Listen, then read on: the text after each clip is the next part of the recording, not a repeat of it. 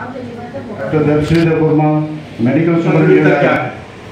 तो हमारे मुख्य सचिव हमारी राज्य की प्राथमिकता है और इंडियन डेंटल एसोसिएशन की तरफ से उपस्थित और डेंटल केयर के क्षेत्र में काम करने वाले सभी डेंटल कॉलेज के मैं डिपार्टमेंट को धन्यवाद देना चाहता हूं कि उन्होंने मुझे इस कार्यक्रम में आमंत्रित किया।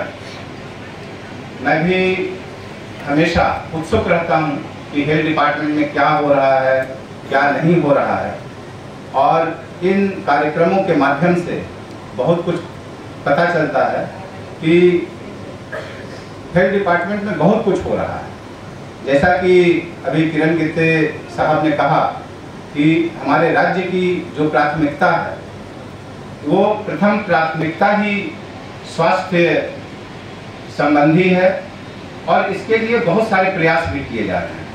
अभी आप लोगों ने कुछ समय पहले सुना होगा कि ओरल हेल्थ के ही संबंध में और इसी प्रांगण में करीब 200 करोड़ रुपए की लागत से एक डेंटल कॉलेज बिल्डिंग का शिलान्यास हो चुका है। अभी कुछ दिनों पहले हमारे माननीय प्रधानमंत्री जी ने किया था।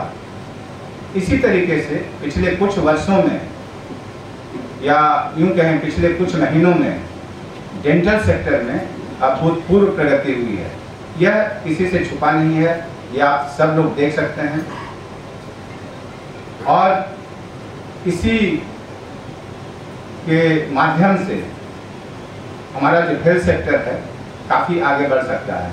अभी मैं कुछ समय पहले देख रहा था कि इस बार वर्ल्ड ओरल हेल्थ डे का थीम क्या है, 2024 का थीम क्या है।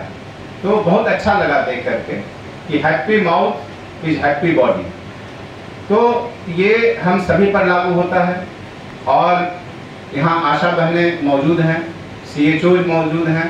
जैसा कि किरण गित्ते साहब ने कहा कि हम लोगों ने पिछले वर्ष 8 से 10 ओरल हेल्थ कैंप किए हैं।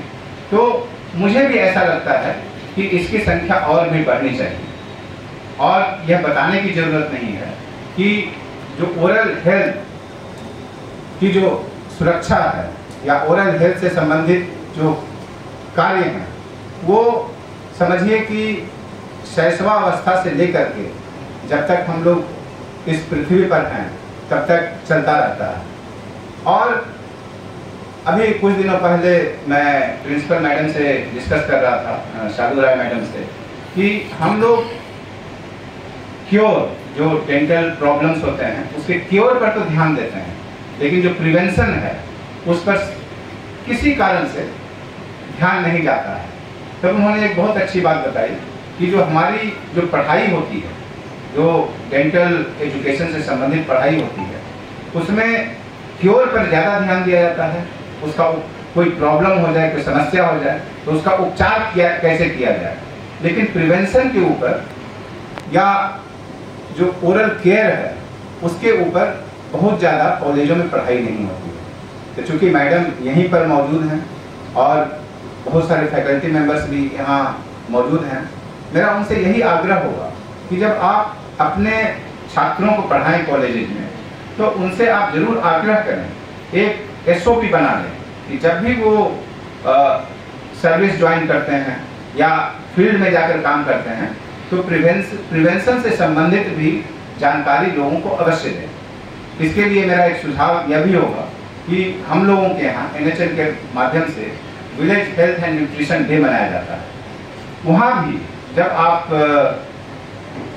विलेज हेल्थ न्यूट्रिशन डे का कार्यक्रम करते हैं वहाँ भी ओरल हेल्थ से संबंधित बात जरूर बताएं, क्योंकि एक हुआ स्पेशल कैंप करना, ओरल हेल्थ कैंप करना, ये तो विलेज हेल्थ न्यूट्रिशन डे एक NHM का बहुत ही रेगुलर कार्यक्रम है और बहुत सारी बातें आप बताते हैं, उसमें ये भी बात बताएं। इसी तरीके से जितने भी हमारे सोशल मीडिया हैं हेल्थ डिपार्टमेंट का क्षेत्र के, उनको मैं बताना चाहता हूँ कि हो सकता है कि आप लोग क्योर पे ज़्यादा ध्यान देते होंगे या आजकल बहुत सारे ब्रांचेज आ गए हैं।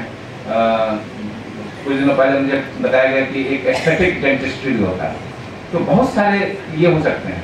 लेकिन प्रिवेंशन नहीं होगा तो ये जो दिनों दिन डेंटल सेक्टर में जो नए नए प्रयास चल रहे हैं, नए नए रिसर्च हो रहे हैं, वो फिर कैसे होंगे? प्रिवेंशन होगा तभी तो क्योर जो है या उससे भी आगे कुछ भी करना है उसमें हम आगे बढ़ेंगे। तो मैं NHM को, इंडियन डेंटल एसोसिएशन को बधाई देना चाहता हूँ।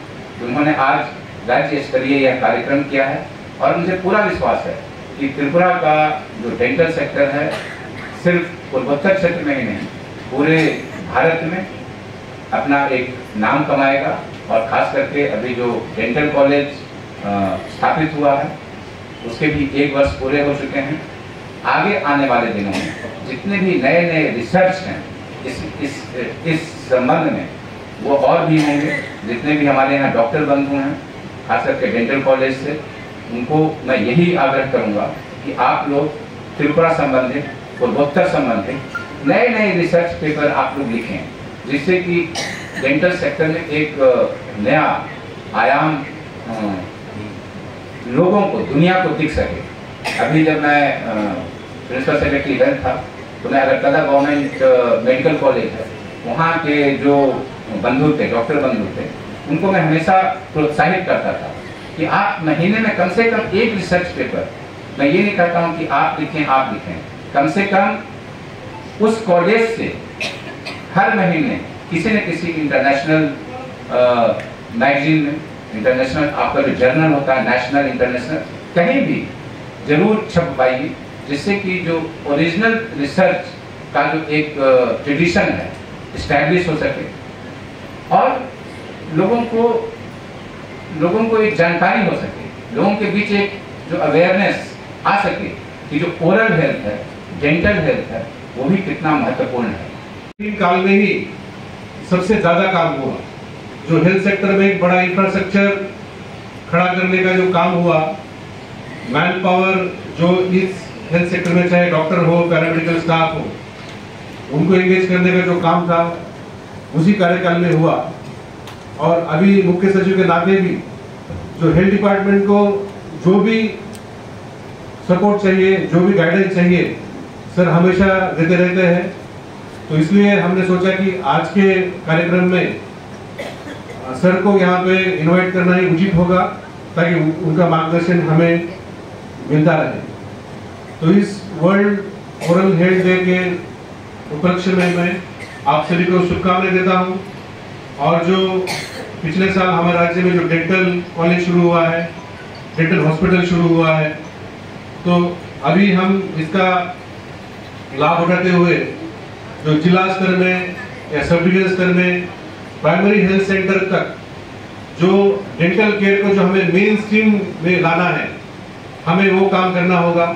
क्योंकि अभी हमने देखा कि कार्य शुरू हुआ है, लेकिन जो उसका जो परिमाण है, जो जिस मात्रा में काम होना चाहिए, हमें और उस मात्रा में अभी हमें आगे दिनों में काम करना है। जैसे कि जो कैंप हमने देखी, पिछले साल 8 कैंप हुए हैं, तो ये बहुत अच्छी बात है। लेकिन मैंने देखा कि हमारे राज्य में करीब 60 के करीब डेंटल डॉक्टर्स हैं, तो हम तो सब जगह डेंटल डॉक्टर दे नहीं पाए। लेकिन जो जो क्षेत्र में डेंटल डॉक्टर है उस क्षेत्र में कम से कम हर महीने में 1 कैंप होना चाहिए। तो अगर हमने हर महीना में 1 कैंप किया और 60 डॉक्टर हमारे पास है, तो करीब हम लोग 500-600 कैंप हम लोग कर सकते हैं। अगर ये कैंप करेंगे तो ही हमारे स्कूल में और आंगनबाड़ी में जो हमें डेंटल स्क्रीनिंग करनी है इतनी बड़ी मात्रा में, वो हम कर पाएंगे। और मुझे पूरी उम्मीद है कि ये नेशनल हेल्थ मिशन के under national oral health programme है, उसमें काफी बड़ा सपोर्ट हमें भारत सरकार की तरफ से और राज्य सरकार की तरफ से भी उपलब्ध है। और अभी पिछले कुछ दिनों से हम लोग जीबी हॉस्पिटल से, आईजी हॉस्पिटल से हम लोग टेली मेडिसिन और टेली कंसल्टेशन शुरू किए हैं। अगर कई क्षेत्र में पीएचसी में, सीएचसी में अगर कहीं पे डेंटल डॉक्टर हम लोग दे नहीं पाए, तो राज्य स्तर में जो हमारे डेंटल डॉक्टर्स है, फैकल्टीज है, हम उनके स्पेशलिटी का फायदा भी उठा सकते हैं और टेली कंसल्टेशन से भी हम उनको सपोर्ट दे सकते हैं। तो फुल मात्रा में कि ओरल हेल्थ का प्रभाव हमारे जनरल हेल्थ और वेलबींग पे होता है, और जनरल वेलबींग का भी परिणाम हमारे ओरल हेल्थ पे होता है। ये तो बाय डायरेक्शनल है। तो ये इंटीग्रेटेड हेल्थ में हमारा ओरल हेल्थ का भी प्रभाव है। और हमारे राज्य में, जबकि यहाँ पे टोबैको का इस्तेमाल बाकी राज्यों से भी काफी बड़ी मात्रा में है, ओरल कैंसर का भी परिमाण बहुत ही ज्यादा है। जो हमारे राज्य का जो कैंसर हॉस्पिटल है, उसमें अगर हम लोग उनको पूछे कि सबसे ज्यादा कैंसर कौन सा है, तो oral cancer is the highest form of cancer. तो ये सब दुविधाएं तब होती है कि जब हमारा ओरल हेल्थ प्रोग्राम प्रायोरिटी नहीं ले पाता। लेकिन पिछले कुछ सालों में जो इंफ्रास्ट्रक्चर हमने दिया है, जो मैन पावर दी है, तो मुझे उम्मीद है कि अगले दिनों में हम ये काम कर पाएंगे।